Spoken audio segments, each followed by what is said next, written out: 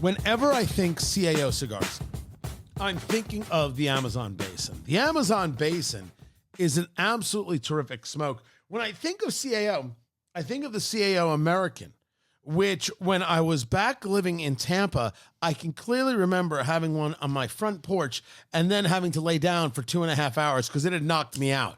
This was the early days, people. Those days are long gone. It's Eat, Drink, Smoke. I'm Tony Katz, and that right there is America's favorite amateur drinker, Fingers Malloy. The CAO FASA Soul is what we have right here. This is the first I had heard about it, just doing some searching. Hey, what are some new and unique things we could be doing on the show? The CAO FASA Soul is part of a new launch from CAO with the Noche. So the CAO FASA, F-A-S-A, comes as the soul or as the Noche, the sun or the night, the sun or the moon, the day or the night, depending on how you want to engage your definitions.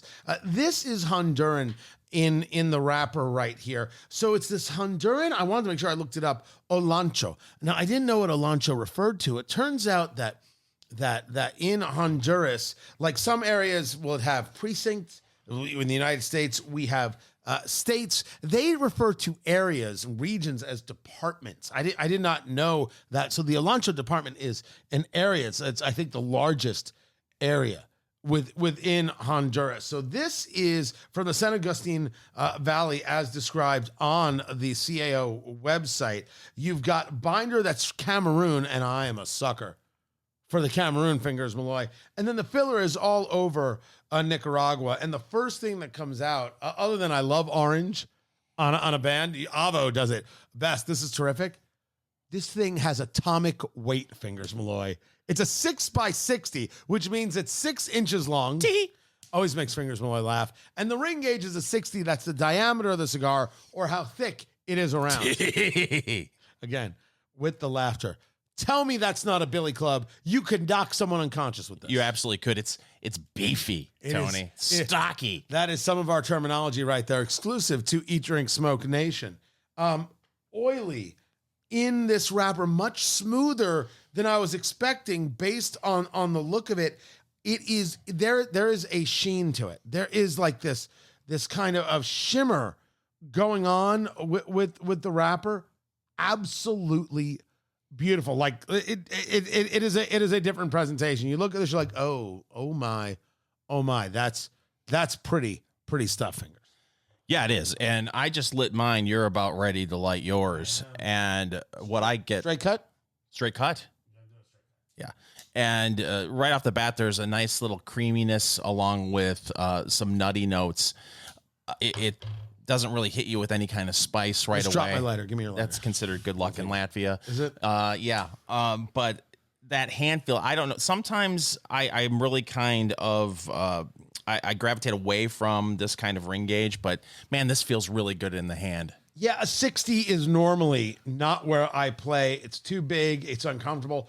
48 to 52, sometimes 54. That's usually it. And of course, both Fingers and I will engage a Lancero like almost any time. Absolutely love a Lancero, but you have to try new things. You have to try different things. You have to try things that are out of the comfort zone because you might find that you're giving up one thing to get something else. And a ratio of wrapper to binder and filler, maybe on this cigar works beautifully. This is the CAO of FASA right here. You just started smoking, Fingers Malloy. You talked about getting a little bit of nuttiness. What else are you getting? A creaminess as well. Not much in the way of pepper or spice.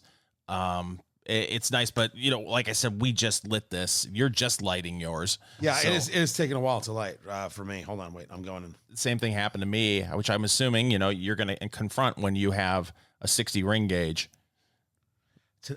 So I'm debating whether or not I want to cut a little more off this. It's a pretty good draw, not a home run draw. And that could just need a little bit of time. It could be I need to open up a little bit. Kind of you take your thumb and your pointer finger and you kind of roll it a little bit. I believe they got an expression for that. What do they call it? Old pinch and roll. That's what they call it right there. Kind of honestly, you want if it's packed a little tight, if it's wrapped a little tight, which this is, it is wrapped a little tight. I'm not angry or anything like that. It's a hand rolled product. You got to take your time with it. What do you? Well, I'm showing you where my cut is. My draw. I'm there with you, kitten. I've got. It's a very nice, easy draw for me. I'm not having any issues at all. So I'm a little curious though. You mentioned something earlier. We're kind of pivot away from this cigar for a second. Yes, and thank you for the ointment. No, I'm here for you. Having said that, you mentioned the one CAO that you had many moons ago. The American, which is the barber pole. Made you want to take a little nap. Daddy took a nap. There was no it wanted to make. It did its job. I don't know what it was. Like, I can remember it. I was living in Tampa, Florida. I was like, this thing I need to lay down. It put me down. Now that is well over a decade ago. Yeah. It hasn't happened since, and it's not, I'm not like, hey, look at the man I am. That's not the. I think you just did that though. Like a Pinky Tuscadero. By the way, you're gonna have to look that up. You have to check TV Land schedule. You kids under the age of 50, ask Jeeves Pinky Tuscadero. But every now and then you'll find a cigar that makes you sit down. You'll find a cigar that you need to prepare for. Of course there are. There definitely are. This plays a full medium to me. There's actually a little more spice than I was anticipating here on this smoke. Has a very pretty flavor. Now, it's got a couple things that I love. Certainly Cameroon. Certainly the Nicaraguan tobaccos in here. I don't know much about Honduran Olancho or wrappers at all. And again, this is absolutely not my size, but it's a beautiful piece. It looks great. It feels huge. Someone's gonna take that out of context.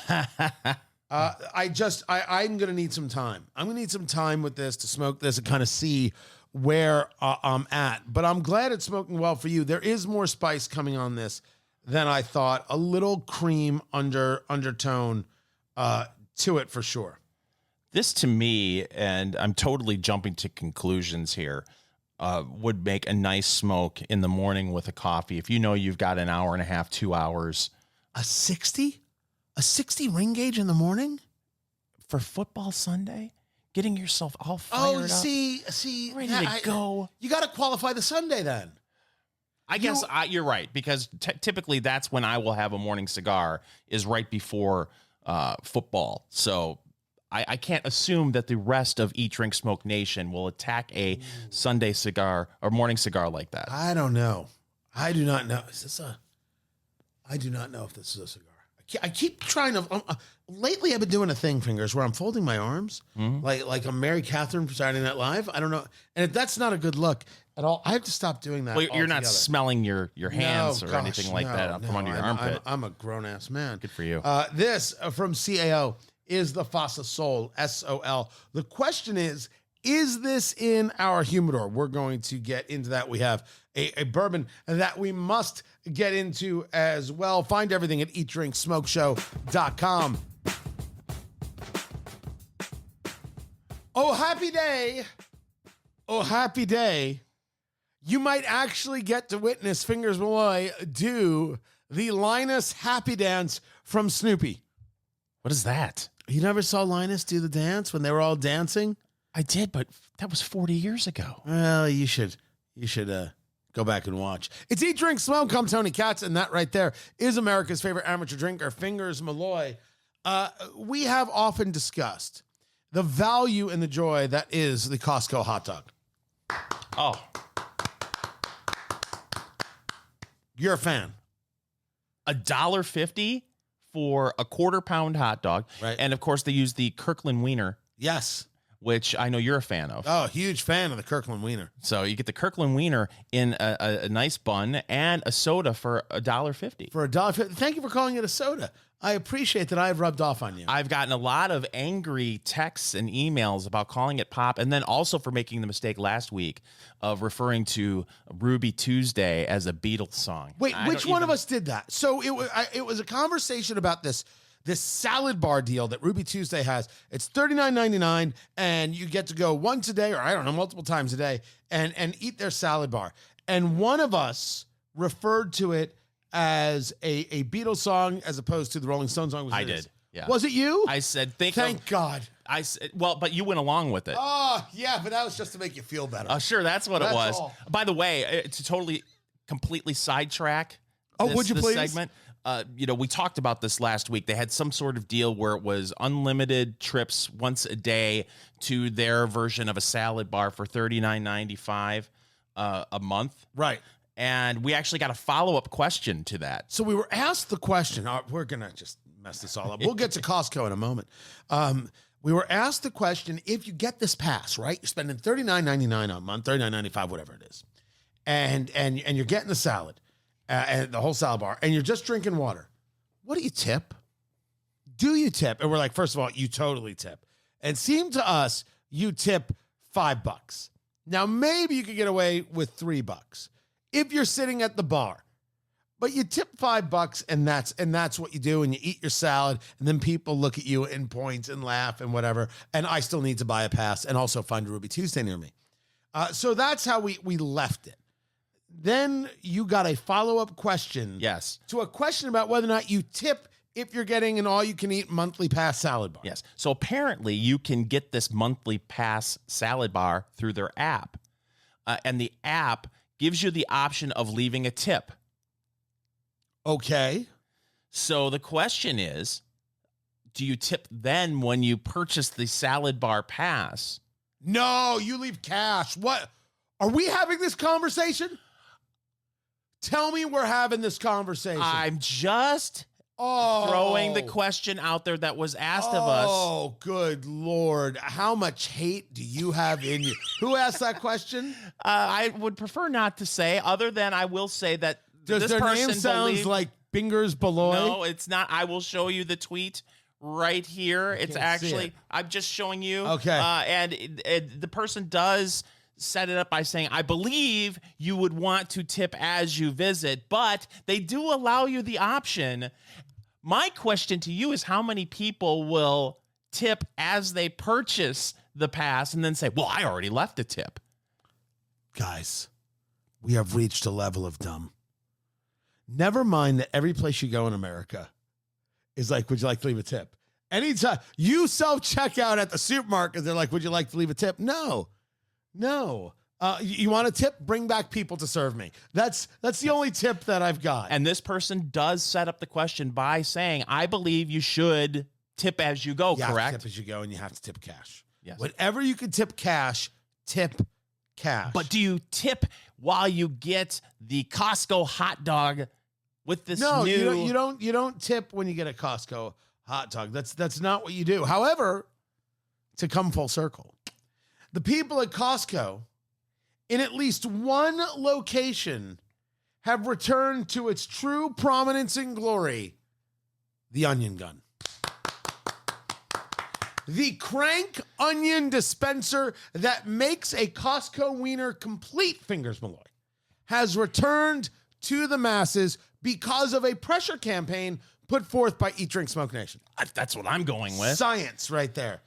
How many more times are we going to mention that on the show? 4,400. That is correct. But my question is, what has taken so long? Because we talked about it a couple of weeks ago during our new segment that you could find on YouTube, Gas Station Finds, how it is completely acceptable again to go up to the fountain soda machine and get yourself a soda. Why has it taken so long for Costco to bring back the onion grinder, or as we like to call it, the onion gun? I first of all, it's totally the onion gun. The onion grinder. The onion grinder sounds like a move in the WWE. Right off the top rope. Right? Hit him with the onion grinder. Oh, he's going to walk funny for a week. There are like so many Johnny Carson, David Letterman jokes in that realm. I don't know why it's taken so long. I think it's interesting considering the issue with onions. You know, this whole thing with McDonald's, they brought back the Quarter Pounder, but they took the Quarter Pounder off a host of menus because they were having an E. coli outbreak. A person died. He had over 70 cases, at least at last look, mostly in Colorado and states surrounding it. And they traced it back to the onion producer, and they've stopped the onions, and they brought the quarter pounder back, and I don't know, it's a new onion producer, whatever the case may be. And I had wondered if maybe there was a level of leeriness about onions. And anytime something happens, you're checking this, you're double checking that. Okay, we have to go back and check our suppliers. Hey, how are you dealing with that? Do you deal with that group, et cetera? But Costco, caution to the wind, onion grinder. I don't know what took them so long. It's clear you want to have an onion gun rather than a couple onions that you have to shake onto the hot dog itself. I have a theory. Ooh.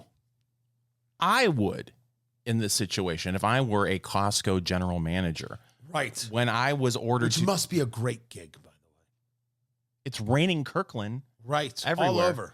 So if it were me and I were the general manager and I was given the order from corporate to remove the onion gun, I would put it somewhere in the back under glass with velvet rope around it. Really? Those are my feelings on it. I wonder how many of these stores were like, we'll never be using this again, and then just pitched it. By the way, you know how much a Costco GM makes? You want to guess? I have a range here. Or do you want the median? I have the median. Low pay. six figures. Okay, how much is it? $125,000. The median is $158K. Wow. 158K, as high as $208,000 a year. It's a good gig. And you get Costco pizza every day. And you get Costco pizza every day. It's got to be tough. There's a lot going on. There's a lot of moving parts. You and I have both worked some sort of retail in our lives. That's not an easy gig. I never did retail. I did restaurants. Okay. No, it's a very different thing. I never had to fold. Okay, fair enough. But you have to deal with the public. Oh, I totally dealt with the public. I'm not you. I don't mind people. I'm not. I didn't used to mind people. I think it's the word you were going for. All right there. But the onion gun is returned. So if you see it, a photo, and send it to us, eatdrinksmokeshow.com, and we will get that posted immediately. We want proof of this in the wild. This one they saw in Utah. Where are you? Let us know. Take a picture. Eat, drink, smoke. It is your cigar, bourbon, foodie extravaganza. I'm Tony Katz. That right there is America's favorite amateur drinker, Fingers Malloy. This from CAO, the FASA, F-A-S-A, the FASA Soul. We're doing the Gigante, the 6x60. It is an absolutely beautiful wrapper, Honduran, Cameroon in the binder, and a lot of Nicaraguan in that filler right there. 6x60, not that 60-inch ring gauge. Not my normal place to be, but so far it's a pretty lovely smoke. I am going to cut it again because I am not super thrilled with the draw, but you're not having a problem. No, I'm not having a problem at all. And the other thing that I've really enjoyed is this has been a very low maintenance stick. I've sat this cigar down for several minutes, picked it right back up, haven't had to touch it up at all. So, and that hand feel, like I said, it's great. There's a nuttiness. I'm not getting any kind of pepper or spice on it. A little bit of cream, maybe a kind of a bready sweetness to it, subtle. Yeah, you're getting way more out of this than I am. I mean, way more, and I'm glad about that. And I'm listening to you. I actually have a little bit of a spice thing going on, not overwhelming. It's also can be seen as a little bit leathery. This is not earth. There was a little bit of cream that went in the beginning. Right now for me, it's work. That's what's going on here. It's work. And remember, when you're dealing with a cigar, you're dealing with a hand rolled product. And yes, in the same box, two things can be very, very different. I could get, something just to open up just a little and really change the experience of the smoke. I mean, it's not that it's bothering me. It's just that nothing is really presenting itself to me. But the question, Fingers Malloy, is this in your humidor?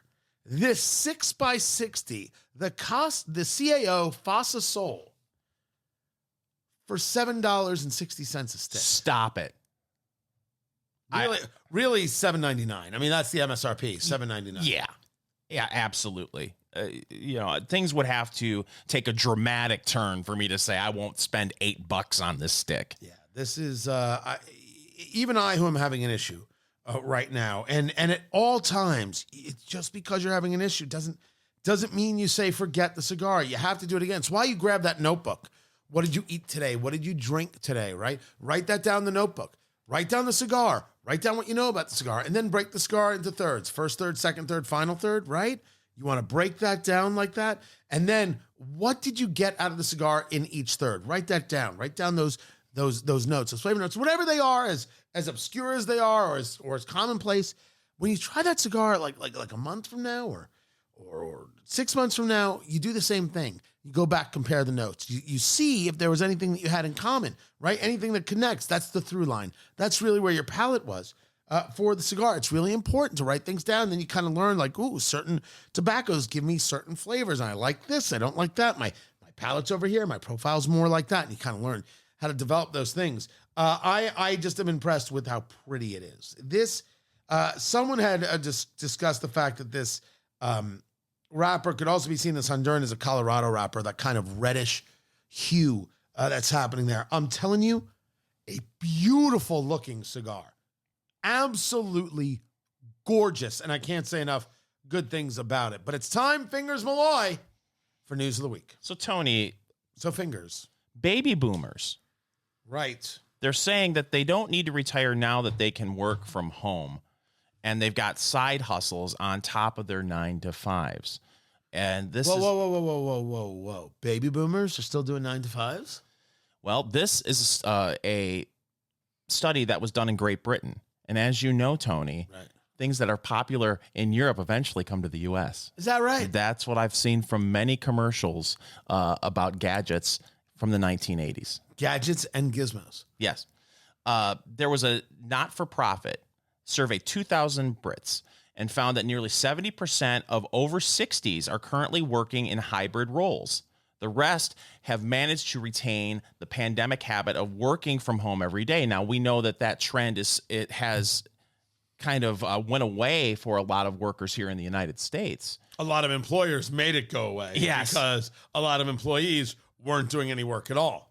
But sorry if I just outed you. Oops. The concern is for younger generations that baby boomers may stick around in the workforce longer than previous generations because they have the ability, some of them, to either work from home or have some side gigs.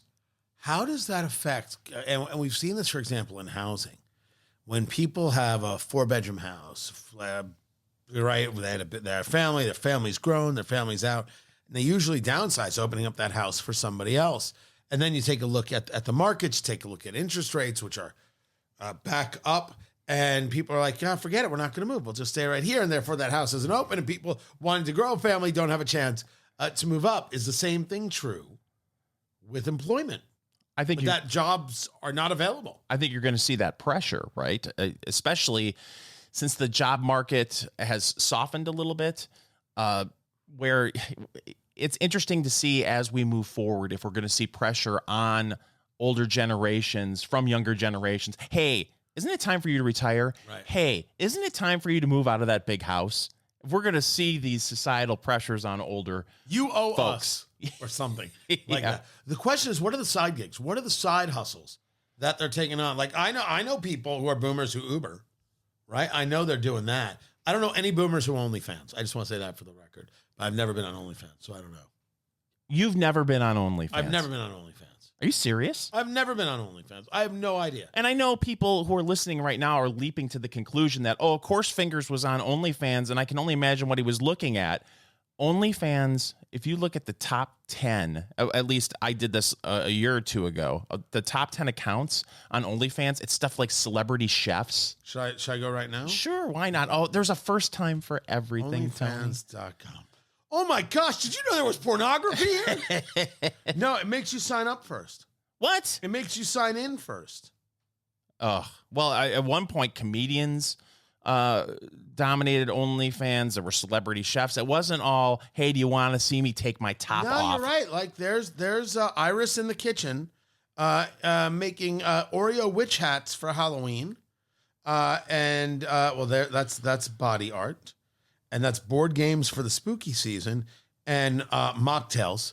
You know Tom Holland, who plays Spider-Man? You seen pictures? Tom Holland. He is getting in. You don't know who Tom Holland is? I don't know anything about what you just said. They make Spider-Man movies? He is getting into the non-alcoholic beer business. Okay. Everything non-alcoholic is going through the roof. Going absolutely through the roof. It is nuts how much this younger generation doesn't want the alcohol. I don't get it. I mean, we did the story a couple of years ago about a upper end lounge in New York City that was charging $20 for mocktails. Just, I guess, to be able to go out, have a social gathering, be among people, but yet sip on a cocktail that doesn't have alcohol in it. I want to drink right now just thinking about it. There is someone here who will teach you how to handstand.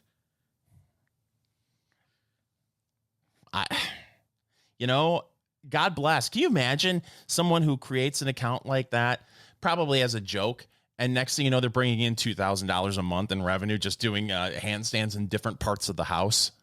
Right? What are you going to do your OnlyFans, for crying out loud? When is this going to happen? First time ever on OnlyFans. I did not realize there was so much happening outside of the giggity goo.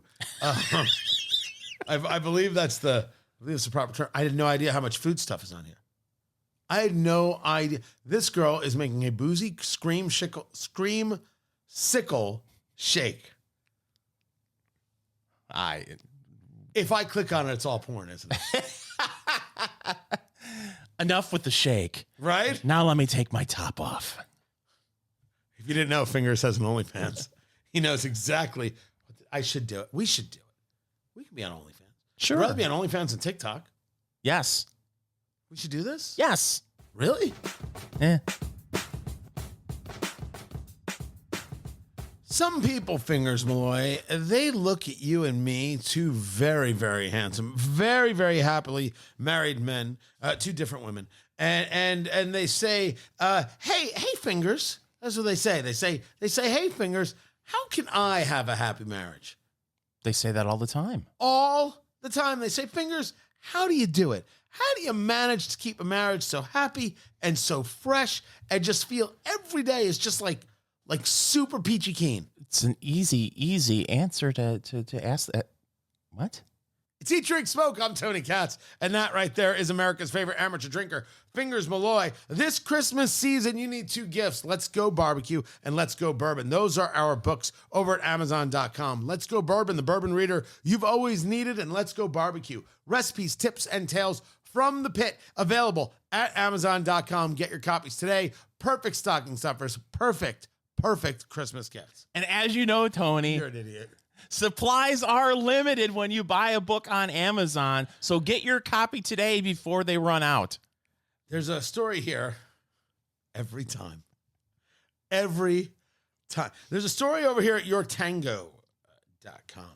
3 daily habits that are better for your marriage than a vacation, according to psychology. For some people, Tony, every day in a marriage is a vacation. Do you know any of those people?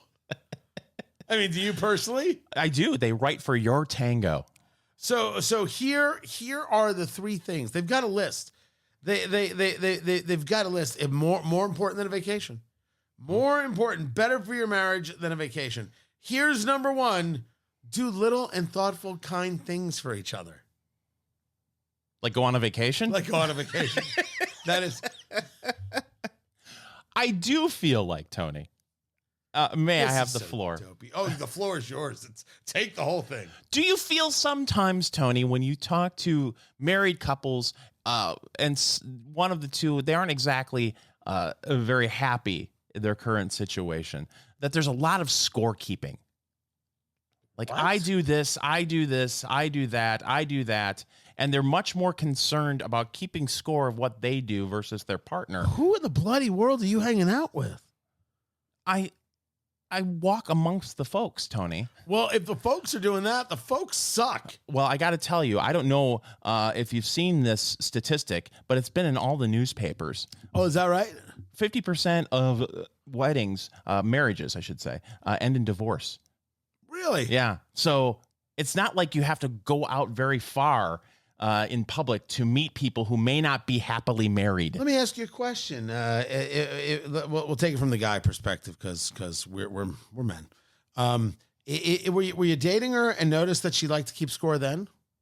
Oh, this happens well after. Oh, so this doesn't happen in the dating? No, of course this doesn't not. happen in the fiance? No, of course not. As you know, Tony, as soon as people get married, they immediately change. Just, I don't know. Ooh. Oh, come on. Who hurt you? I'm not saying this personal Oh, this is experience. I'm just saying, you know, what is the old saying? Men marry a woman hoping they will never change, and a woman marries a man hoping to change them. Haven't you ever heard that? I think it was Irma Bombeck who wrote that. You don't remember that? Or maybe I read it on Your Tango. I don't know. It was a young Judy Blume. Irma Bombeck and Judy Blume. All in one show. Oh. Oddly enough, at that moment, we were both separately doing impressions of Martin Short. In our heads, that's what was happening. That's terrible. That is terrible. Why would you marry someone to change them? That does, as a matter of just sheer principle, as a rational thought. Does that make sense? I don't want to turn this into men are from Mars, women are from Venus, that kind of conversation. But there are some people who want a project. I will fix this person. No, okay. Oh, now that's real, right? People who love the whole wounded bird thing. Mm-hmm. That is absolutely true. Stay away from those people. Stay away from those people. If your spouse is through their action, through their care, through their support in both directions, helping you be a better person, that's good, right? That's a support system. If it is about a henpecking and abuse, a manipulation or whatever, to get you to do what I want, it's like, this has happened to me before where I may get my wife a refill of something. And I have had, this happened in younger days, a woman say to me, "You're really well trained." Ugh. Well, we don't talk to those people anymore. Because in that moment, I have no filter. I'm sorry. We don't talk like that here. You don't get to talk to me like that. That's a gross and disgusting thing to say. You know that's gross, right? Like, you're fully aware of how gross you are at this moment. I will gladly do that without question. That's gross. If that wouldn't hurt my partner, I would immediately want to put that beverage down in front of her and walk out of the establishment altogether. Out of the establishment.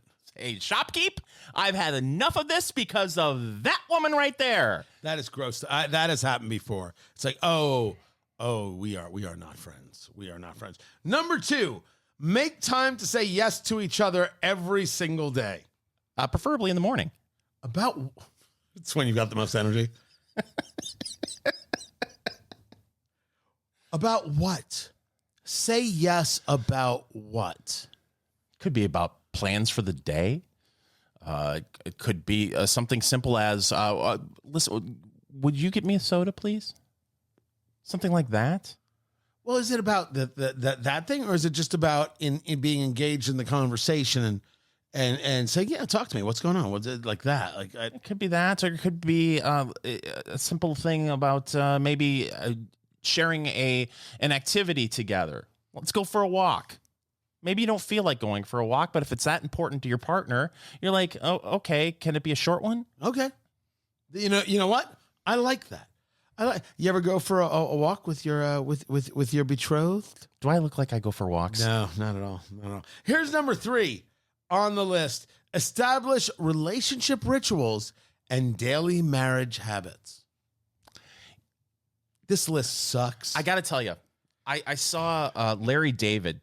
Oh, talk about good marriage advice. He said that one of the reasons why he split up with his ex, the ex was upset that they weren't having their morning coffee together. What now? Yeah. It was one of the reasons why they split up was because of the morning coffee. He was having tea in his cup, and he was saying, what difference does it make? It's Wait, tea versus stop. coffee. Stop. It was stuff like that. It wasn't that they weren't in the same room. It was the actual beverage in the cup? Yes. Oh, Larry David got out in the right time. But you could see that, right? Okay, we have a daily routine. We get up and we have our morning coffee together. There's like a routine. Get up in the morning, make the bed together. You know, make it quick. 30 seconds, the bed is made. So let me ask you this: you and Mrs. Malloy, you wake up. This is getting too personal. She wakes up. Has Mrs. Malloy ever asked you how'd you sleep? Only if I'm really grumpy. Okay. Yeah. Does that happen to you? My kids used to do that when I'd get up, you know, if it was a weekend or whatever. How'd you sleep? Like they were just trying to engage conversation. I had to explain to them, guys, hey, you don't have to ask. Don't talk to me. Right? There's so many things we could talk about. I can't wait to talk to you, but you don't care how I slept. You're utilizing that as a way of engaging a conversation. You don't have to force it. It's like going to a grocery clerk and saying, how you doing? You really don't want the answer to that question. Right. That's just like another form of saying hello or good because morning. In Finger's mind, they might tell him. Oh, God, who and needs then that? he's in that conversation. He doesn't want any conversation whatsoever. No. Less is more with Fingers Malloy. And I think that works with marriage, too. But I will also say this. If this woman is married to Larry David and he's drinking tea instead of coffee, that should have been your sign to get rid of him. Earl Grey, hot. Out. Tea is disgusting. I said it, not apologizing. This is Eat, Drink, Smoke. We've done a lot of interesting bourbons on this show, and very much when it comes to bourbon, it's branding, right? It's marketing. It's how you share a story. It's how you share an idea. It's how you share a name. I don't know if I'm allowed to say this on the air. What? I do not know if I'm allowed to say this on the air. Well, then how are we going to review it? It's a great question. It's Eat, Drink, Smoke. I'm Tony Katz, and that right there is America's favorite amateur drinker, Fingers Malloy. And this is... Maybe they'll bleep it out. I think it's fine. I have a theory. Oh, yeah? Why don't you call it Two Witch Bourbon, but it's not witch, it's a female dog. It's Two Bitch Bourbon whiskey, ladies and gentlemen. That is what it is. We are drinking. This is batch number 4 right here. It's got a couple of batches to it. I assume there were 3 before it. This comes in, Fingers Malloy, at 50% alcohol by volume. It is 100 proof, ladies and gentlemen. Always applause from Fingers Malloy when something is 100 proof. This was given to me as a gift. And they said, hey, you review bourbons, you try things, try this. It's like, oh, okay, I'll try this Two Witch Bourbon whiskey right here, which is weird. It's aged between 1 and 9 years. I thought you were going to say 1 and 9. No. I was look in my normal life, I'd have no problem with it whatsoever. But you know, it's a family show about bourbon and cigars, and it's the radio. You know, the kids gather around and they're with their parents, and finally they're like, Dad, I just want you to know I do love you. And then Dad says, "That's great, son. Love you too." But secretly, Dad's holding back a tear coming down from his cheek. And Mom is like, finally, the family is together. Thank you, Eat, Drink, Smoke Nation. Thank you for making us whole. I believe you just described Eat, Drink, Smoke, the Hallmark movie. It is. Can't wait. Cannot wait. It's actually being directed by Michael Bay. Blend of 1 to 9 years. So it's not like they chose one. It's a blend of whiskeys right here. Where's my fingers? It's right on the table there. Oh, there it is. Ah, God, I had to do the reach right there. You okay? No, I'm fine. You didn't pull anything? No, I'm not you. I could reach across half a table. I say that like somehow I don't have those issues. I totally do. I always abuse you for it, you know. Well, it's because I make a hobby out of making old man noises. It's really bothersome. He gets up, he sits down. Like every now and then he's taking a picture of the cigar, so he's trying to get lower, so he gets down on his knees or he crouches down to take the picture, and you're pretty sure he's going to die right there. Like this is just a miserable moment for him. And I like to say things like, "Oh, my gout," that kind of thing. It's only for my own amusement. It's a very light looking bourbon in terms of color. This is it's more golden than it is honey. Yeah. It really doesn't have a lot of those oranges, those caramel kind of colors. Nothing into the auburns here. A little bit sticking to the glass. We've got the Glencairn glass, right? It's got the foot and bows out and comes back in, so you can really concentrate the nose. Speaking of, that nose is slight and simple. I mean, you really do want to get your nose in there. You do want to present it. It's. I'm sorry. This is it's a slight nose. There isn't much. You have to stick your nose way in that glass to get anything. And you wouldn't know it's 100 proof. No, not at all. There's no ethanol going on in this thing whatsoever. There's no alcohol kind of burn on the nose. I mean, maybe a touch of vanilla. I'm not getting any oak. Maybe a little oak. Maybe. I think it's a very clean nose. Maybe a little bit of like kind of like, it's not cinnamon, ginger baking spice. Okay, I'll buy that. In there. That's it. I think that's it. But maybe a little bit of almost nutmeg. But I'd say more baking spice is on there. Clean, easy. I think that what you're talking about as oak might.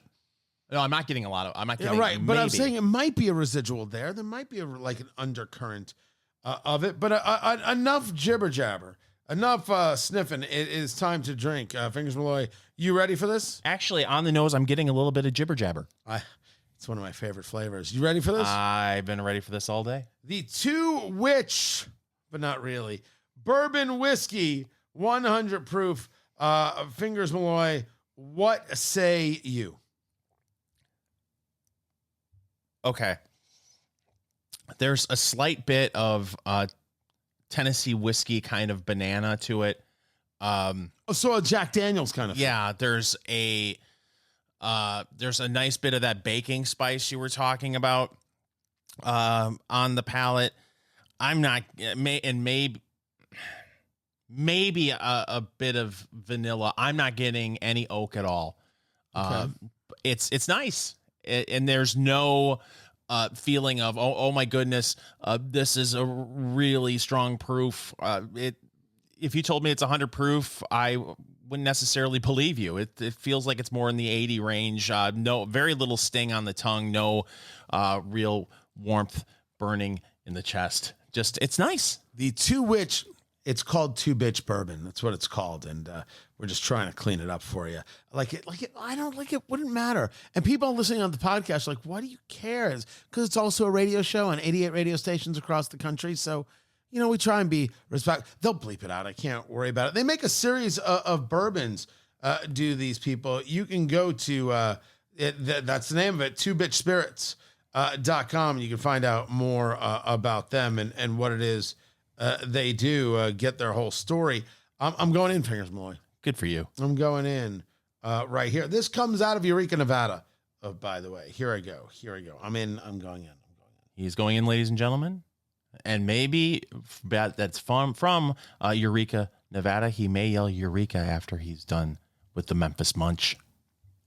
The Chattanooga. That's kind of fruity. Fruity? Yeah, it is. Yeah. Okay. I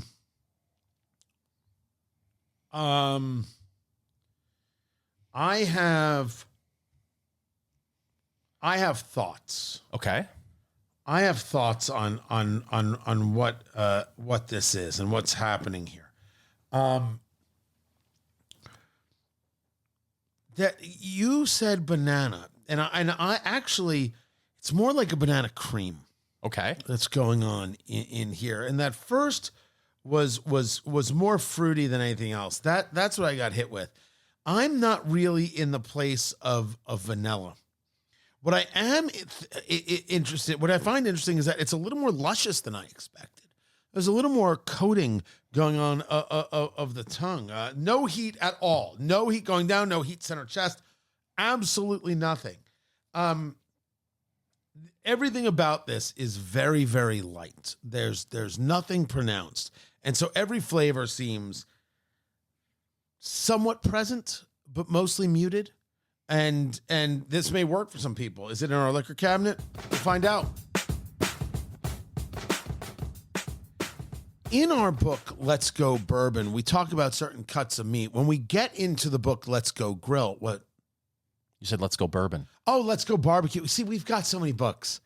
It's hard to, who can keep up? It's Eat, Drink, Smoke. I'm Tony Katz, and that right there is America's favorite amateur drinker, Fingers Malloy. Our books, Let's Go Bourbon and Let's Go Barbecue, available at Amazon.com. Perfect Christmas gift.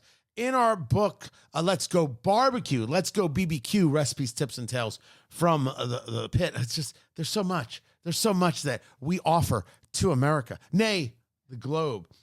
We talk about different cuts of meat and just to get you some ideas of what's out there and an understanding of things. And as we've been developing the book, Let's Go Grill, we're going to get more into that. There was this story about the cuts of steak that are worth buying. Now, this was a story about what was worth buying at Costco, because very often people aren't going to the local butcher for price and a whole host of reasons. They might not have one near them, but they go to Costco and they're doing this mass amount of buying. And you can apply this to your supermarket or whatever the case may be, your other wholesale kind of club. And so what is it that you should look for and not? So the people over at thedailymeal.com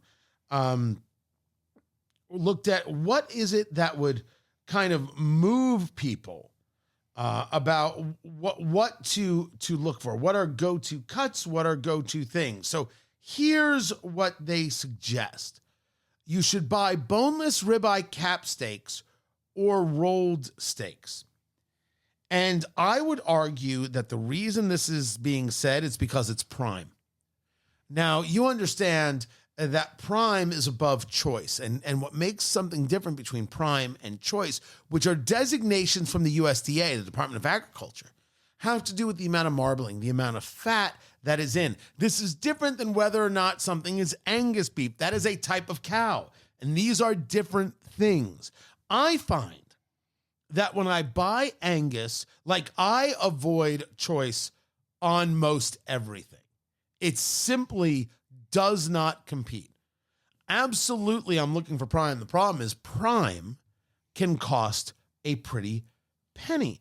And then I find that Angus is in the middle there. And some things I found to be better than other things. So choice Angus prime is low to high is where I go. I have found great success with Angus, but the idea that, you know, the cap and everything else is about that marbling, is about that fat content, which will make it more tender and more flavorful. Yeah, I agree. I'm not as obsessed with the prime versus choice as you are, although I agree with you completely what you're saying. A lot of times what I do, because I've so gotten used to using the reverse sear method when it comes to making a steak, right, where you can take maybe a less quality cut of meat and make it tender, make it enjoyable on the grill by slow cooking it at first and then getting that nice sear at the end. You know, a lot of times I'll just look and see what's on sale.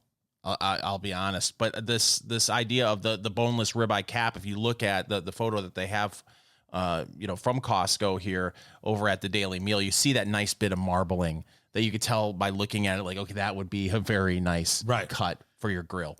They want you avoiding filet mignon at Costco, and their answer is very interesting. It's because the size of a Costco filet is too large. A Costco filet might be 8 ounces, and they believe that it should be 5 to 6 ounces. Now, it's a very interesting take on an idea. It's the first time really in a while one of these lists. It's like, that's an interesting way to view it, right? If you're doing a filet mignon, you're stating, right? So filet mignon is the area of that tenderloin. We're talking about the stuff that did the least amount of work on the cow, which means it's the most tender. It didn't get tough. It isn't full. Remember, brisket is a muscle. It's being worked every day. It's why you got to do it slow in order to break that down and then really be able to eat it and utilize it. The filet is just, smooth, buttery, things like that. So there might be something there. I would love to hear from other chefs about the idea of 8 ounces being too large for the filet, and you want to deal with something smaller because what you're going for is much more that texture than it is a large meal. That's an interesting play. Do you do the bacon wrapped? Well, my rabbi doesn't. I'm not opposed to such a thing, but as a standard, no. Do you? Is this what you do? I don't do filet mignon very often. The few times that I have, I actually purchased it it was already wrapped in bacon, and that was fine. It was a nice little add-on, but I mean, really, it's filet. You know what? I don't think it's necessary. One of the things they have here is to avoid top round at Costco, but get the New York steak or the strip steak, and sometimes you'll see Delmonico. And so this is named after the restaurant in New York, and the Delmonico steak, which is really a cut conversation and is very, very, to an extent, controversial because what you have here isn't necessarily marbled, but from where it comes from, there's a lot of beef flavor happening. So it's unique in that way. I don't think I've ever actually purchased a top round for anything. Now, bottom rounds I have, and bottom rounds are things that you can do in the oven. So you can take a bottom round and you can, no, is that a way? No, that's a top round. No, it's a bottom round where you do a salt and pepper crust on it, put it in the oven. So let's say it's 5 pounds, 7 minutes per pound. Yeah, put it at 500, put it in, bring it down to 450, 7 minutes a pound at 450, and then turn off the oven.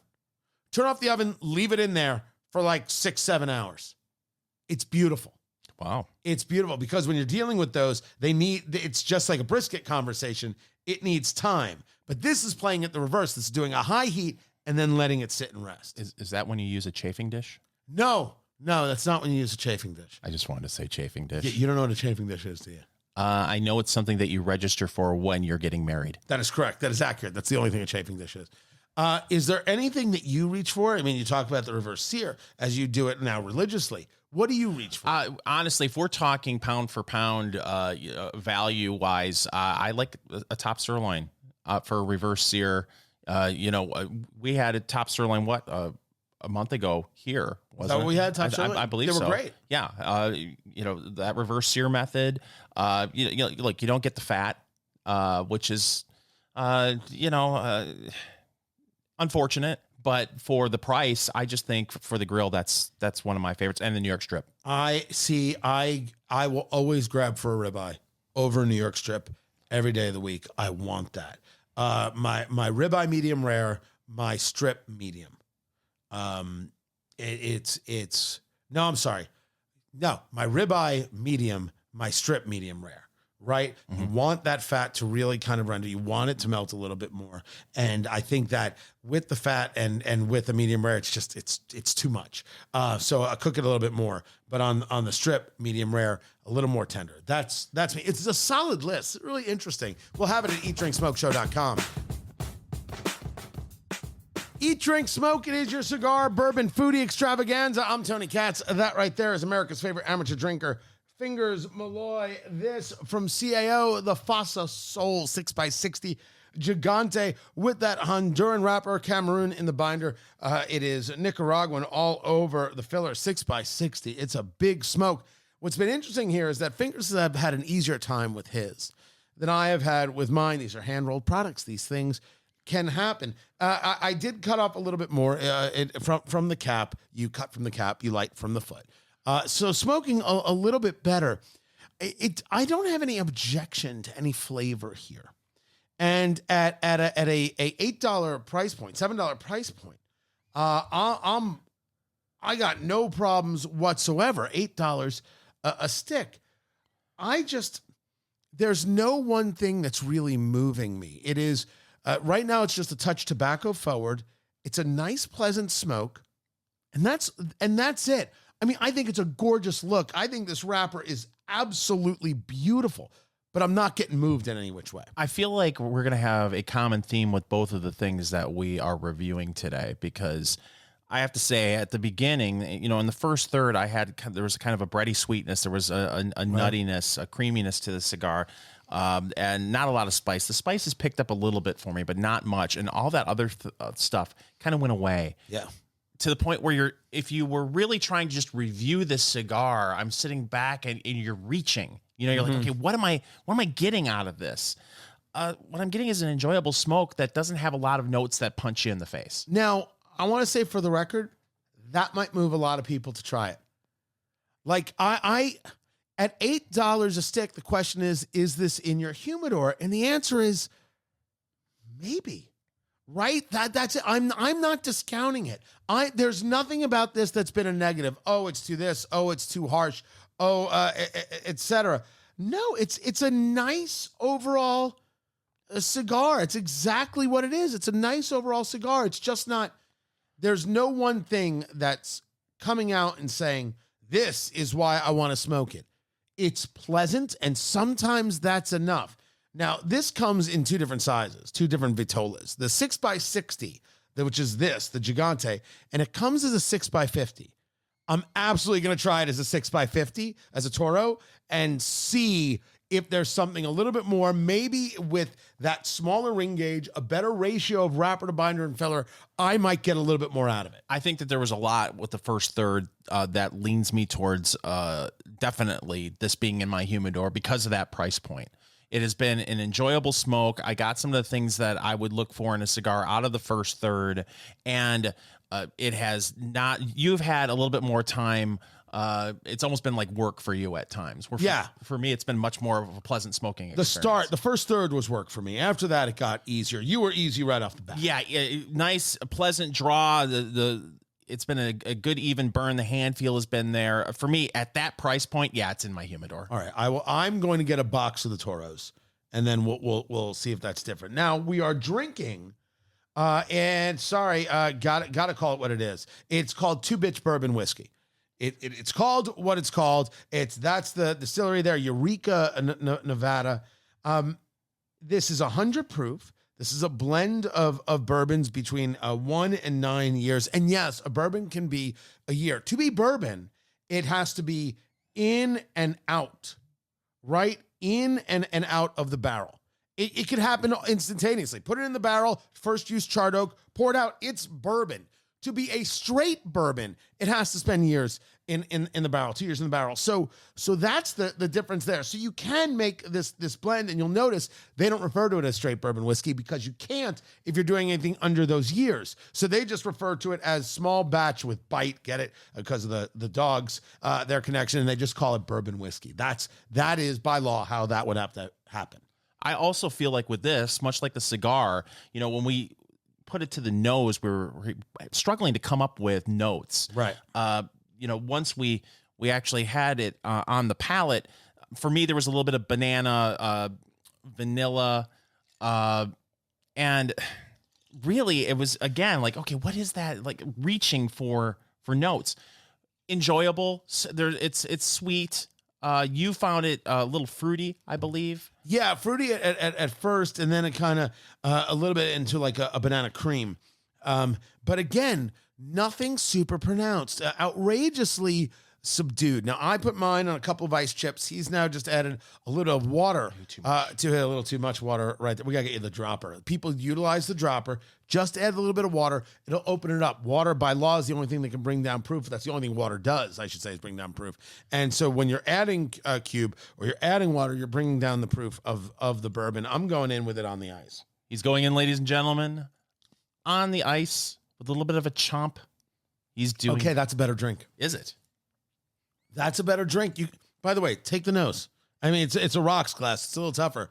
It's a little more pronounced. Yeah. There's a little more happening there. There's a little bit of, I would argue, a little bit of cinnamon now. A little bit of that cream is in there. There's a little bit of an oak that has made itself presented. That's that'll work. Okay, you talked me into trying it, except I put a little bit of water in mine. He's going in with a little bit of water there. He's still in the Glencairn glass and checking it out. What say you, Fingers Malloy? Okay, Fingers Malloy, what say you? That brought out a little bit more of the spice for me. It's still sweet. Again, you called it banana cream. Okay, I'll buy that. Vanilla, if there is oak, there's not a lot there for me. But you could talk me into it with the power of suggestion. Listen, it's enjoyable. Nothing, none of these notes really, hit you in the face. But it's a very nice sipping whiskey. Question is this in your liquor cabinet? And we have found this two ways. Like, we have priced this out in two different ways. At one point, I find this at $46.99 a bottle. And then I find it at $84.99 a bottle. Fingers Malloy, is it in your liquor cabinet at any price point? $46 a bottle. You may be able to talk me into it, especially for, so much of the time we talk about how if whiskey has a story or there's something unique about the bottle or the name itself. It's a nice novelty name, and the juice stands up to where at 40 some odd dollars a bottle, I could see having one bottle. There are other bourbons out there at that price point that I would pick before this. Right. So my answer is it is not in my liquor cabinet at 84. It is not in my liquor cabinet at 46. But it's interesting enough that I would like to try the other things that they do. Yeah. And see if they have something called Eureka Gold. They have a single barrel select. I would like to see what else it is that they do and see if any of those things move me. It's not for what it is in my liquor cabinet, but it's enough to make me say, I wonder what else is happening. Because I can appreciate that they're trying something here. I don't think it's novelty, right? It's not shticky by any stretch of the imagination. It just isn't my profile. Well, I wonder if they have something else that is. Right. That's as good as we do. I mean, I think that's as open-minded as one can be. It's true. Got some quick news of the week for you, Tony. It's time, Fingers Malloy, for news of the week. Tony, the IRS announced... Oh, screw them. New federal income tax brackets for 2025. Things are going to change. One major change is the standard deduction will increase to $30,000 for married couples filing together and $15,000 for single taxpayers. Thank goodness, because you're paying so much more for everything else. I guess you got to get a little bit on the other side. Yeah. That's it. Anything involving the IRS. Any fingers. I'm not going to lie. And I'm going to get audited. Yeah. I don't like these people. I, for one, admire every IRS agent out there working hard every day to make sure that they collect all of our revenue. I'm not going to lie. I put them on the same level as the TSA. I refuse. I'm going to get audited, and I'm not going to be able to fly. I completely disagree with Mr. Katz. You're a real stand-up guy. That's true. That's what you are. That's what they say. I don't know if you're aware of this, Tony. I wasn't aware. There's going to be an election next week. It's been in all the papers. What? It's true. And from what I understand, a lot of Americans are ready for election season to be over. Wow. I didn't even know it was happening. I just can't get enough. It's Eat, Drink, Smoke. I'm Fingers Malloy along with Tony Katz. Find everything we do on the World Wide Web over at our website, eatdrinksmokeshow.com. Do people still call it the World Wide Web? Why wouldn't they? I just didn't know if that was still in vogue. Why don't we bring it back? Done. Thank you. I like saying the World Wide Web. You do it great, too. Access it on dial-up over at AOL. So, I mean, this story is from Action News, Tony, but really it could be from any local outlet. This is out of Toledo, Ohio. They're asking voters at, people are voting early, whether they're everywhere. They're ready for the election season to be over. And I'm not going to go into all the quotes, but it is clear, Tony, from especially if you live in a battleground state where every commercial that comes on the TV is some sort of candidate saying, oh, hey, I'm Kamala Harris and I approve this message. Or, hey, Donald Trump, hey, here I am. People are over it. They're done with the political ads. They're done with really the atmosphere that an election brings in this country. Maybe it's me and my viewing habits. I don't watch regular TV. Okay. Ever, unless I'm watching football. Mm-hmm. Right. By the way, nice work. Your Detroit Lions. You're high flying. That's right. Detroit Lions right there. So I don't see them all. When I'm watching football, I'll see some. So I get it if you're really, really addicted to TV and you're watching cable news, it's 24/7, 365. I am absolutely ready, and you guys know that we cover politics in our daily life, right? Our regular radio shows. I'm on the air in Indianapolis in the mornings. I have a nationally syndicated midday show called Tony Katz Today. Fingers Malloy is on the air in Michigan with something called the Snark Factor, which you can also download anywhere it is you get your podcast. And we do this for fun. We do this as a way of escaping the other insanity. And I was saying today, quite literally, that I have never been as ready for an election to be over. My problem is that it's not over. Your candidate wins, your candidate loses.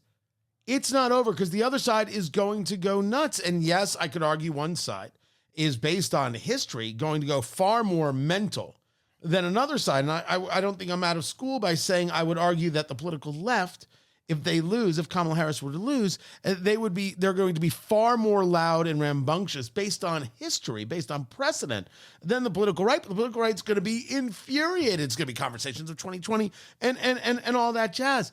That's the part, right? Even if I were to say that the election comes on November 5th and it's over, and I make that noise. What was that again? I make that is the noise of a 74-year-old woman fainting in her garden apartment when she sees a mouse. Ooh! I was going to say Elvis, but same thing. And then close. Same wardrobe. It's not over. And we know that, and I think everybody knows that the madness continues. I want the madness to be done, and it's not. And the only way out is through. It's not going to be done until it's done, and we've got years to go, sadly, before that part's over, where people don't see their politics as their religion, and they're able to say, okay, we lost this one, let's go get the next one. Well, I can say, as someone who has visited the state of Michigan in the last month, the difference between living, we're both based in central Indiana versus, Michigan, which is a battleground state. The amount of ads, I sat through 7 hours of football. I think I saw 704 political ads. Right. And they've got a Senate race going on there as well. And of course, the presidential, that state can determine the election when we talk about the Electoral College. I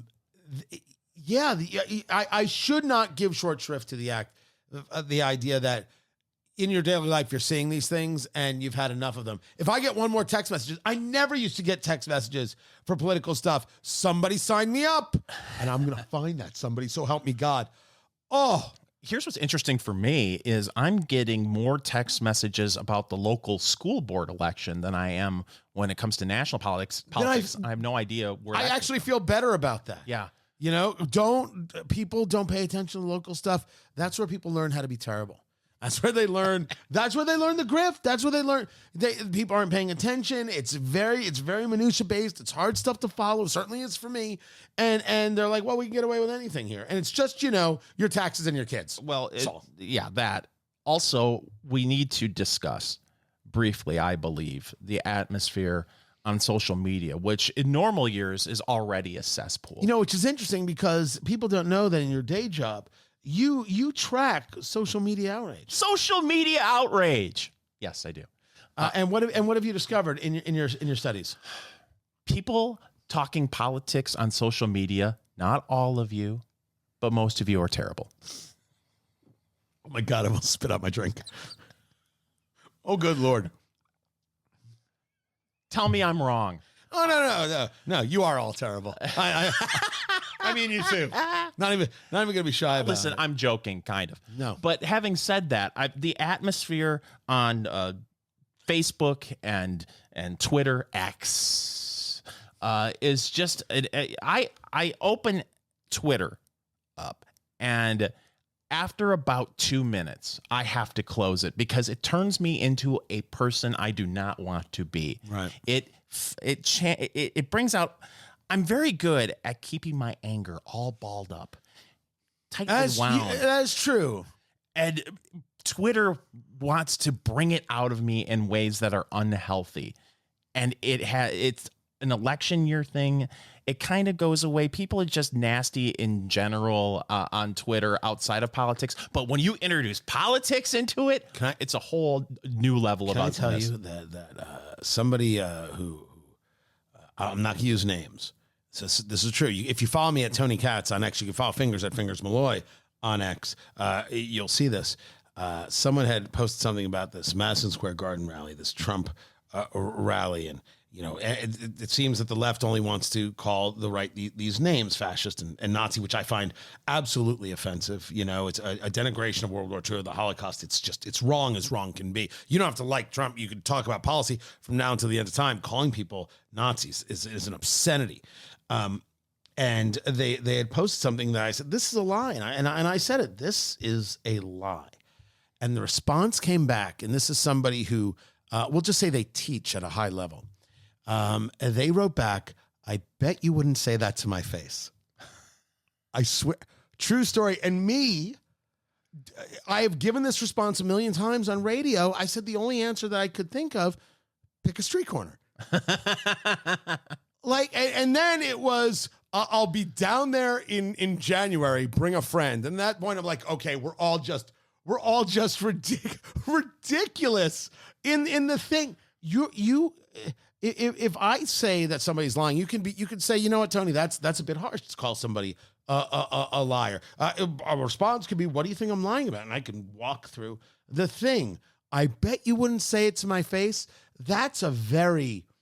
And never mind that it's a tough guy thing to do, that pseudo tough guy stuff. It's just, it is, what is the point of that statement? Now, the correct answer is, Tony, turn off your computer and stop doing that. That's nutty. But if I just didn't have it in me when someone is going to refer to me and my Jewish mother as Nazis, right? Right. If we were to be supportive, and I simply don't have the capacity to let that go, and I don't want to show that. That is a terrible thing to say and do. And because I said something, it was, bet you wouldn't say it to my face. That's exactly where we're at. Yeah, computer tough guys. People behind a keyboard, man. By the way, I don't think we're going to meet. Just taking a guess right there. We are smoking from CAO, the FASA Soul right there, $8 a stick. I'm going to try the Toro size and see how that works for me. And the Two Bitch Bourbon whiskey there out of Eureka, Nevada. I'm going to see what else they have to carry. Find everything at eatdrinksmokeshow.com. This is Eat Drink Smoke. Follow Eat Drink Smoke on social media, on Twitter at Go Eat Drink Smoke, on Facebook, facebook.com/Eat Drink Smoke, and Instagram at Eat Drink Smoke Podcast.